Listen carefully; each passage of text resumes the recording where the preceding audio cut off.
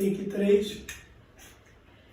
Olá, gente. Estou aqui com Antônio Pilão, autor do novo livro Infinitos Amores, um estudo antropológico sobre o poliamor. O Antônio ele é antropólogo, ele fez doutorado na UFRJ, né, Universidade Federal do Rio de Janeiro. Atualmente ele está fazendo pós-doutorado na Universidade de São Paulo, né, na saúde pública. E ele também é coordenador do nosso grupo de pesquisa, o grupo Políticas, Afetos e Sexualidades Não Monogâmicas. Né? E inicialmente eu gostaria de parabenizar o Antônio pelo livro, perguntar um pouquinho sobre a história, como é que surgiu esse livro, de onde é que veio. Você pode falar um pouquinho para a gente, Antônio, sobre isso? Claro, Ana, muito obrigado pela oportunidade que nós construímos, né, já que é uma atividade interna do grupo de pesquisa.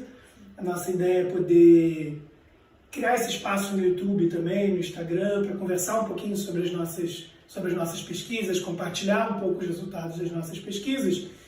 E o livro vem justamente nessa ideia, né, nessa toada de apresentar a minha pesquisa de mestrado. Né? Eu fiz tanto o meu mestrado quanto o doutorado sobre poliamor e relações não monogâmicas. E no mestrado eu desenvolvi essa pesquisa, que é um estudo sobre o poliamor no contexto brasileiro. Né? Então eu comecei a pesquisa em 2011 e eu defendi a minha dissertação, concluí em 2012. E 10 anos depois eu estou transformando em livro, demoramos um pouquinho, mas eu entendo que o tema segue forte, né? Ainda que atualmente a gente esteja muito mais preocupado com a categoria não monogamia, né, do que com a categoria poliamor, mas esses debates todos, eles surgem no contexto, né, a partir de 2004, mais ou menos, ganham força em 2012, e o livro conta um pouco dessa história, né, de como o debate sobre não monogamia, mais especificamente um debate sobre o poliamor, ele ganha força no contexto brasileiro. Né? Sim, 10 anos, bastante tempo, né? Imagino que muita coisa deve ter mudado. E aí a gente poderia começar da conceitualização, né? Assim, como é que você conceitualiza o poliamor? O que é que mudou de lá para cá? Fala um pouquinho sobre isso. Então, o poliamor é um termo que se refere à possibilidade de estabelecer mais de uma relação ao mesmo tempo, ou uma relação envolvendo mais de duas pessoas, né, com o consentimento de todas as partes envolvidas. E essa relação, para entrar dentro da categoria de poliamor, ela presume que seja tanto consensual como também haja possibilidade de vínculos profundos e amorosos. Né? Hoje, pelo conceito de não monogamia, muitas vezes as relações podem ser fluidas, elas podem ser relações superficiais, relações puramente sexuais, eventualmente. Né? E para o conceito de poliamor, para estar inserido dentro dessa categoria, é necessário que o relacionamento abra a possibilidade não só para vínculos sexuais, mas também vínculos amorosos entre mais de duas pessoas. Né? Sim, sim. E a pesquisa você fez com grupos de poliamoristas, né, há 10 anos atrás, por meio de fóruns de internet, né? Fala um pouco mais sobre isso. Então, hoje em dia, para a antropologia, não é uma grande novidade você fazer pesquisas que envolvam ambientes digitais, né? Sim. E naquela época não era tão comum assim, 2011, 2012, mas já estava se popularizando. E eu cheguei ao poliamor muito por acidente, né? Eu estava desenvolvendo uma pesquisa sobre amor, associado ao envelhecimento, e tive uma mudança de tema e comecei a pesquisar relacionamento aberto. Foi pesquisando relacionamento aberto que eu descobri que existia o poliamor, que era uma categoria que eu não conhecia. E aí, pesquisando na extinta rede social Orkut, eu descobri um grupo muito numeroso e com muitas atividades, discussões profundas, né, sobre o tema. Era um grupo que envolvia mais de 1.800 pessoas. Né? E aí, esse foi o meu pontapé inicial, né, para construir a pesquisa. E você menciona logo no seu prefácio que, inicialmente, os grupos poliamoristas eram majoritariamente compostos por jovens brancos, universitários, na faixa etária ali entre 22 e 29 anos, né? E que para eles o poliamor ele aparecia mais como um ideal de honestidade, de liberdade, do que como uma prática realmente conjugal afetiva, né? E aí você também menciona a primeira união poliafetiva no Brasil, né, no campo do direito, onde foi regularizada uma união poliamorista, né? Uhum. E isso contribuiu para que o tema fosse popularizado, né? Sim. E aí você considera que esse primeiro registro de união, pode ter contribuído para estabelecer o poliamor como uma categoria conjugal e afetiva no Brasil? Então, é interessante a tua questão, né? quando o debate ele começa a surgir no Brasil, ali por volta de 2004, 2005, eram pouquíssimas as pessoas que tinham conhecimento dessa palavra. Então não era algo realmente popularizado, difundido, eram pequenos setores de pessoas que muito provavelmente tinham contato com algumas literaturas estrangeiras, considerando que a palavra poliamor vem do polyamory em inglês, então há uma tradução, há uma incorporação de um debate que está ocorrendo fora do Brasil, né? E então isso é feito por alguns círculos, um círculo de pessoas universitárias, de camadas médias, urbanas, né? Principalmente das grandes cidades, Rio, São Paulo, Brasília, Porto Alegre. Então tem ali uma característica de um movimento ainda, de uma bolha, né? muito localizado num grupo. Só que isso vai se expandindo, e a palavra poliamor ela se popularizou de uma maneira muito expressiva. Ela se popularizou tanto que hoje ela já não é nem tão bem aceita pelos próprios movimentos não monogâmicos, né? Que estavam apenas nascendo naquela época, né? Ali entre 2005 e 2012. A união poliafetiva, ela de fato ela contribui para promover um maior conhecimento público. Por quê? Porque quando se noticia a união de Tupã, né, o trisal de Tupã, isso sai em todas as mídias, são matérias, né, no Brasil e fora do Brasil, essa união é reconhecida num cartório entre duas mulheres e um homem, né, ela favorece que o tema se torne mais discutido, né? Muito pelo choque do reconhecimento de uma união envolvendo 3 pessoas, dado a nossa tradição legal monogâmica, né? Então isso gerou um debate público mais intenso, fazendo com que hoje o tema da não monogamia não seja um tema tão pouco conhecido quanto era há 10 anos, há 20 anos atrás.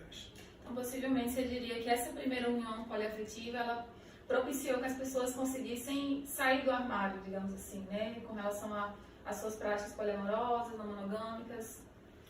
É uma maneira de pensar, né? A gente pode pensar que as pessoas já eram não monogâmicas e poliamorosas, independente do debate público e da visibilidade do tema.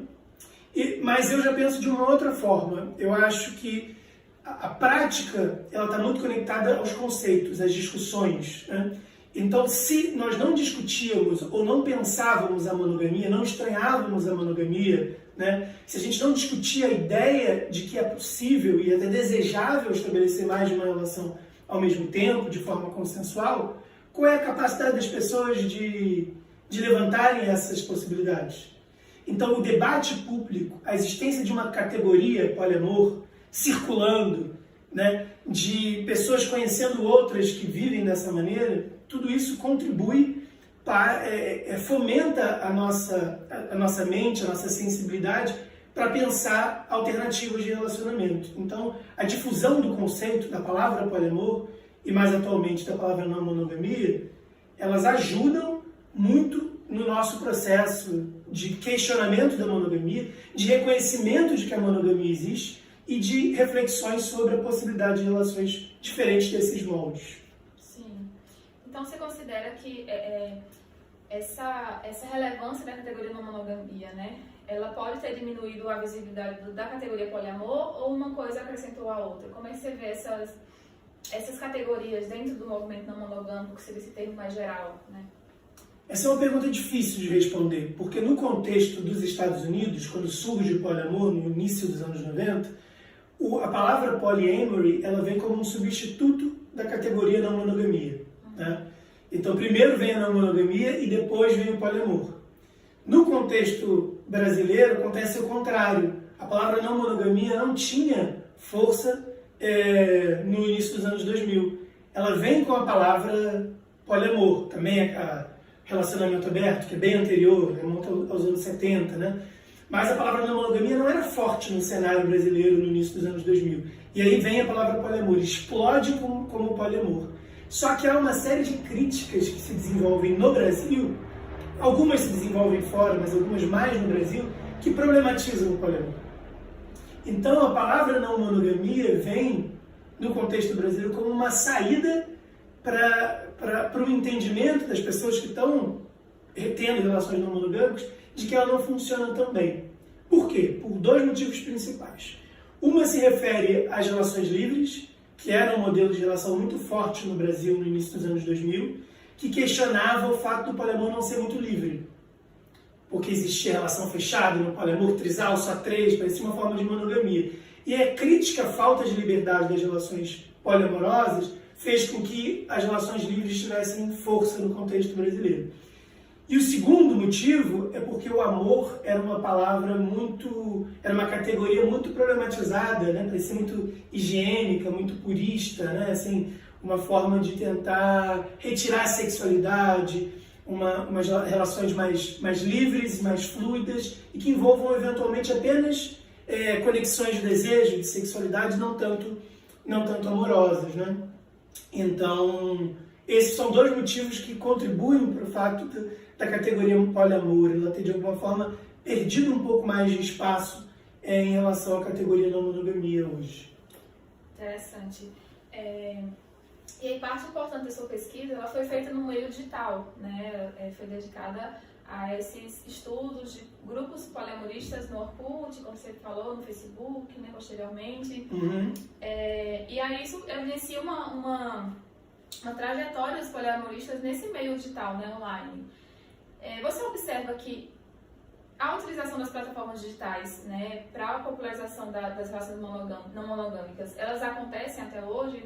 A rede digital, né, as plataformas digitais, elas favorecem esses grupos se organizarem politicamente, enfim, socialmente? Completamente. A gênese da categoria poliamor está totalmente atrelada ao fenômeno do desenvolvimento das redes digitais de comunicação. Assim, tem duas teorias sobre o surgimento do poliamor. Uma que ela está vinculada à Igreja de Todos os Mundos, The Church of All the Worlds, na Califórnia, nos Estados Unidos, e a outra é que ela vem de um grupo de discussões na internet, Polyamory, né? Na verdade, antes era um grupo sobre não monogamia, que depois mudou o nome e virou um grupo de poliamor. Então, ela nasce no contexto na internet. Isso possibilita o quê? Que pessoas afinadas com esse modelo de relação, com essa ideia, consigam se congregar, né? E discutir esse tema, mesmo que elas estivessem distantes espacialmente.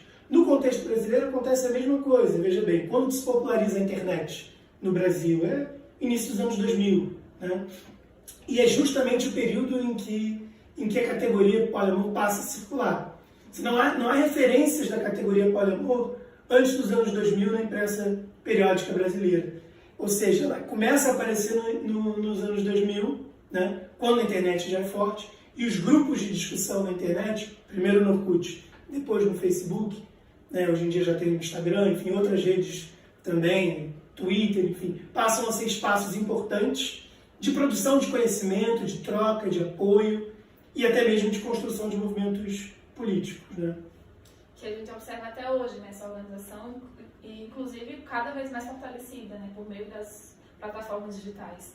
Uhum. Você identifica a diferença dos novos atores políticos, né, em prol da não monogamia, que hoje operam nessas plataformas, comparado àqueles estudados no período do livro? Você percebe semelhanças, diferenças, aproximações? É uma pergunta também importante.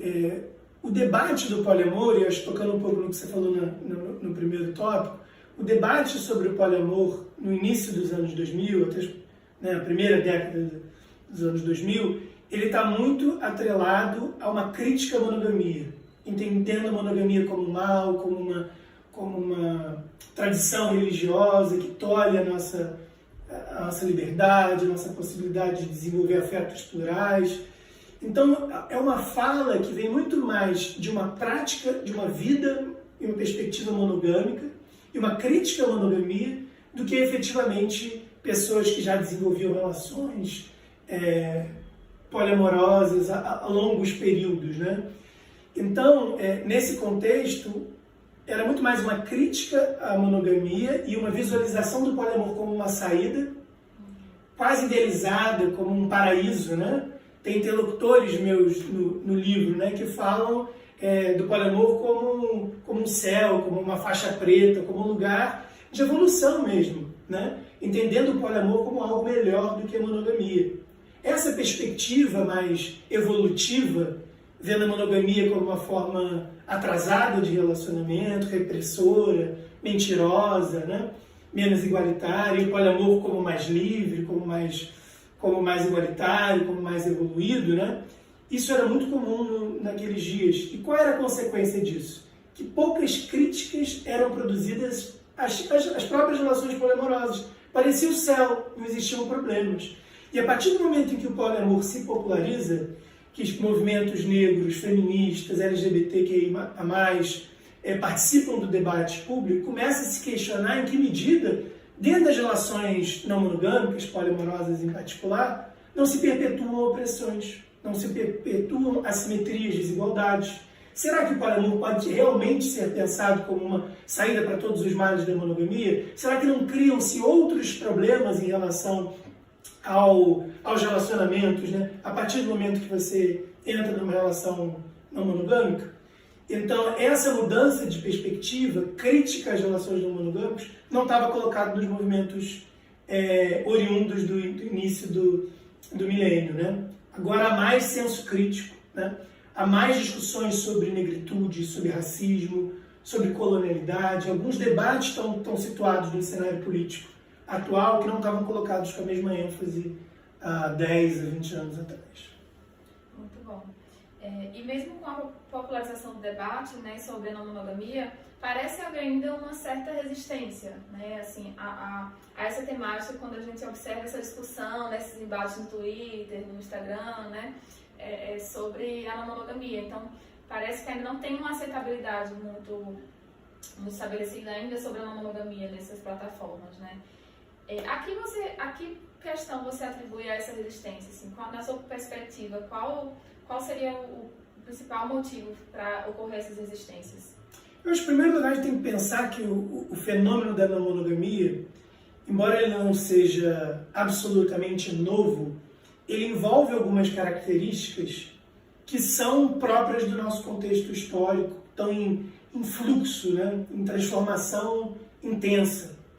Se a gente pensar que as relações conjugais na sociedade brasileira até a década de 70 eram calcadas na monogamia indissolúvel, não existia divórcio, né? A lei do divórcio é de 1977.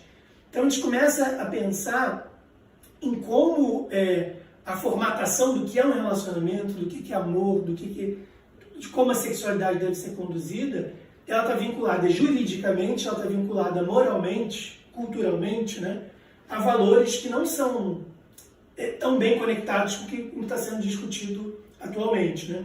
Então há uma mudança, evidentemente, na sociedade muito forte em relação, por exemplo, à diversidade de gênero, de orientação sexual, e o debate sobre formas diversas de conjugalidade, ela caminha a ritmos mais lentos do que o debate sobre orientação sexual, sobre identidade de gênero, né? Ele é um debate ainda mais recente e que sofre resistência de vários setores, né? Então, assim, a gente não pode pensar numa mudança como se a sociedade inteira mudasse junta, como um bloco, né? Então, agora saímos de uma sociedade monogâmica, patriarcal, e subitamente chegamos no momento em que a diversidade impera, uma sociedade, uma ditadura do poliamor, gaysista, como alguns setores conservadores acusam, né? Então, essa mudança ela é uma mudança que é gradual e que envolve contradições dentro do seio da sociedade, né? Então, tem setores hoje que veem a monogamia como uma forma de se expressar autêntica, original e que as empodera, e há outros setores da sociedade que atrelados, seja discursos religiosos ou a outros valores arraigados dentro da nossa tradição cristã, né? Elas também contribuem para uma resistência muito expressiva, né? Sim, e a gente fala agora dessa resistência nas plataformas e no senso comum, né? Mas a gente também percebe que há também uma certa resistência e talvez ainda uma não popularização do tema também na academia, né? Uhum. E a que você atribui também a essa não popularização ainda do tema na academia? Você acha que tem a ver com essa ancoragem dessas questões que acontecem no senso comum, nas plataformas, essas contradições, essas resistências, né, ao tema? Então, eu acho que a gente tem que pensar isso com um pouco mais de cautela, né? Se a resistência ao tema da monogamia fosse tão forte, o nosso grupo de pesquisa não existiria, né? As nossas pesquisas não teriam existido, os nossos livros não seriam publicados, nossas dissertações, teses e artigos. Então, eu acho que primeiro a gente tem que pensar que as ciências humanas e sociais, elas de alguma forma acompanham os movimentos que ocorrem dentro da sociedade. Se a gente está falando que o fenômeno do poliamor ele inicia enquanto identidade, enquanto categoria, enquanto discussão pública no Brasil no início dos anos 2000, a gente está falando de um fenômeno historicamente recente, tem menos de 2 décadas no nosso país.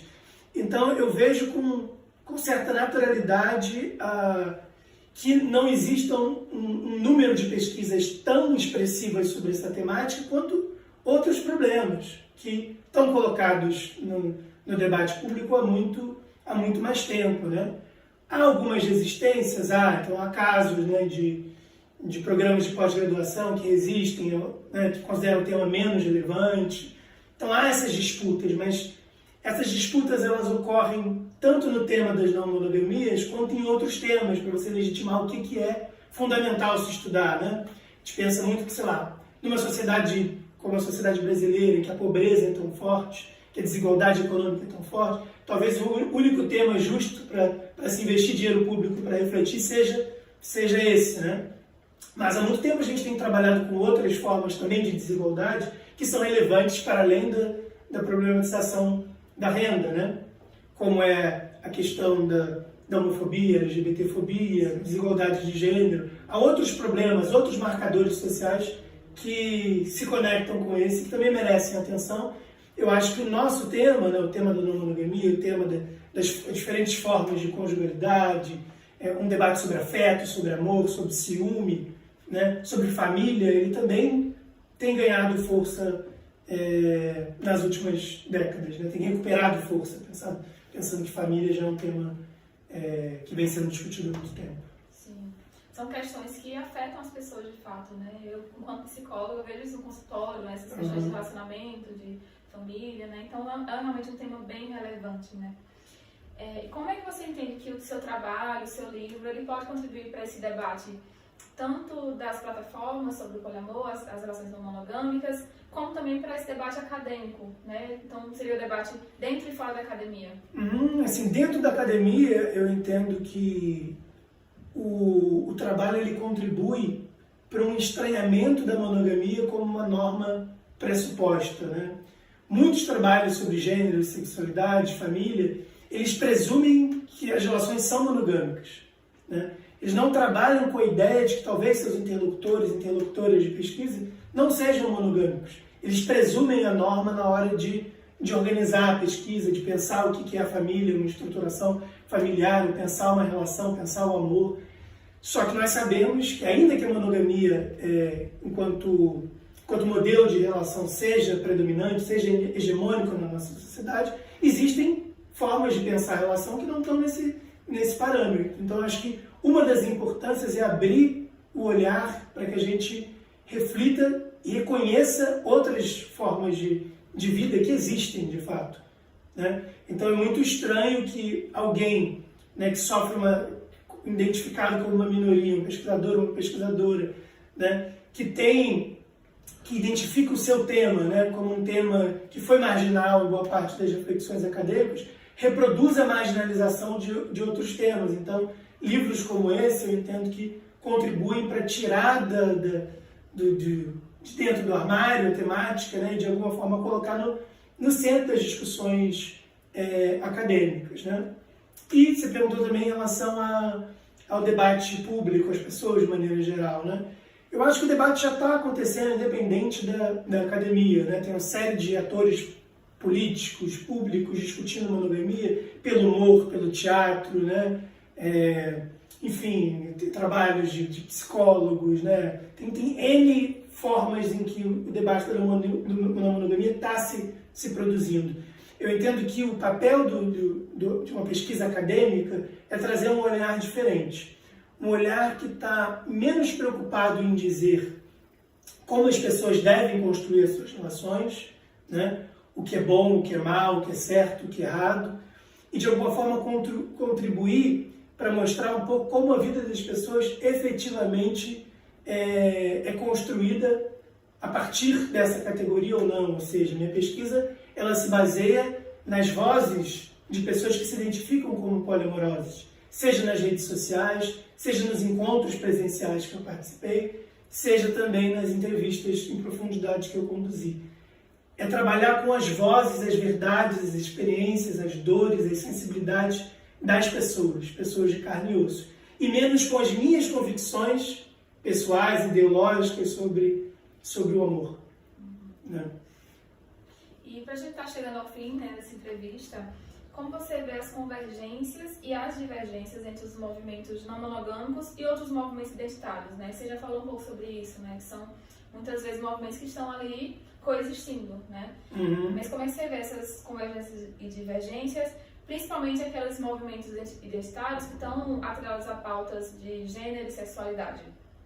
Então, eu percebo, Ana, que enquanto o movimento poliamoroso, no contexto brasileiro, ele bebeu muito, se identificou completamente com o feminismo, né? Apesar das diversidades. Havia uma afirmação do poliamor como algo intrinsecamente feminista, né? E, ao mesmo tempo, LGBTQIA+. Essas pautas estão no berço da organização das discussões sobre o poliamor, a ideia de que poliamor só é poliamor porque não é só relações para os homens, né? Senão poderia manter o conceito de poligamia. Então, na gênese do poliamor tem a ideia de que as pessoas, independente do gênero ou da orientação sexual, elas podem, né, construir relações plurais. Não é um privilégio do homem branco cis, né? Essa é a proposta que está na gênese das discussões do poliamor. E aí a questão que entra é que, enquanto, do ponto de vista dos poliamoristas, a prática é necessariamente feminista, ou o ideal é feminista e LGBT, com uma idealização da bissexualidade, né, por expandir as formas de relação, e a bissexualidade é, de fato, e a pansexualidade, né, são as identidades sexuais, as orientações sexuais mais difundidas no meio não mono, pelo menos como ideal, né, a gente vê que não há a mesma atenção, a mesma adesão do lado contrário, ou seja, muitas feministas no cenário brasileiro, né, e pessoas do movimento LGBTQIA+, também, se posicionaram criticamente ao poliamor, entendendo ele como uma prática que privilegiava os homens, os homens brancos, os homens cis, né, não entendendo o poliamor como um caminho para também quebrar algumas amarras, para empoderar essas pessoas em suas práticas. Tinha uma ideia de que o poliamor não se inseria ou não se encaixava, né? É claro que isso é um ponto de divergência, então tem setores desses movimentos que estão mais alinhados ao debate não monogâmicos e outros que são críticos, né? Então aí vale a pena ler o trabalho para acompanhar um pouco mais essa discussão. Muito legal, e é isso, a gente queria apresentar um pouco do trabalho, a gente vai deixar o link para a compra do livro na descrição do vídeo. E queria agradecer ao Antônio pela entrevista, por esse debate, né, tão importante sobre o poliamor e sobre essa história também de como o poliamor chegou no Brasil, né? É muito importante a gente pensar nessas historicidades dos movimentos, né, para pensar nessas pluralidades, né, como você traz aqui no final.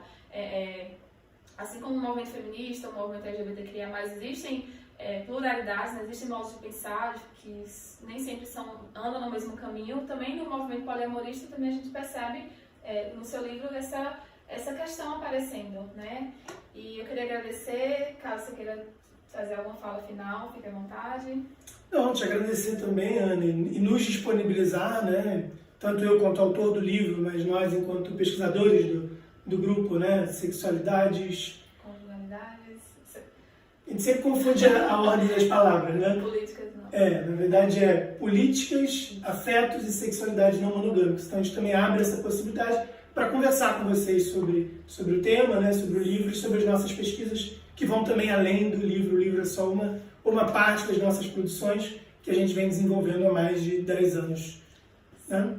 E falando no grupo de pesquisa, né, a gente está com a programação para fazer um evento para divulgar um pouco mais dessas pesquisas aqui em São Paulo, né, provavelmente em junho, julho, a gente não decidiu ainda muito a data, mas nesse evento o lançamento do livro do Antônio vai ocorrer também, né, do Antônio e do Juan. Então, assim, já fica o convite, a gente vai trazer mais informações aos poucos, né? mas já fica o convite para esse debate também, que a gente quer que haja participação também das pessoas, né? Para perguntar, para interagir. E agradeço. Eu também. Forte abraço.